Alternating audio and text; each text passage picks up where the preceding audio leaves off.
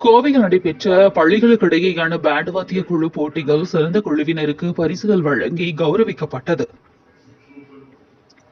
கோவையில் நடைபெற்ற பள்ளிகளுக்கிடையேயான சிறந்த பேண்ட் வாத்திய குழு போட்டிகள் பள்ளி மாணவ மாணவிகள் பேண்ட் வாத்திய இசையுடன் நடத்திய அணிவகுப்பு பார்வையாளர்களை வெகுவாக கவர்ந்தது.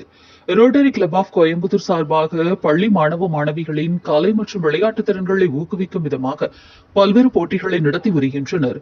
இதன் ஒரு பகுதியாக கடந்த 25 வருடங்களாக பள்ளிகளுக்கு இடையிலான பேண்ட் வாத்திய போட்டிகளையும் நடத்தி வருகின்றனர்.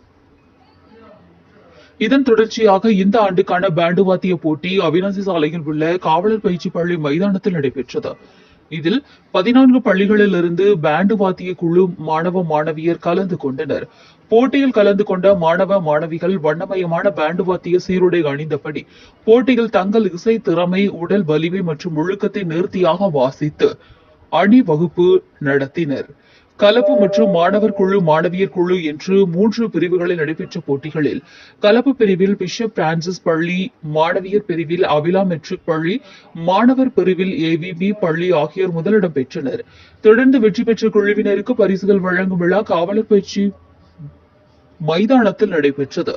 விழாவில் சிறப்பு விருந்தினராக ரோட்டரி 3201 மாவட்ட ஆளுநர் மூத்த வழக்கறிஞர் சுந்தர வடிவேலு கலந்து கொண்டு சிறந்த குழுவினர்களுக்கு கோப்பைகள் மற்றும் பரிசுகளை வழங்கி கௌரவித்தார்.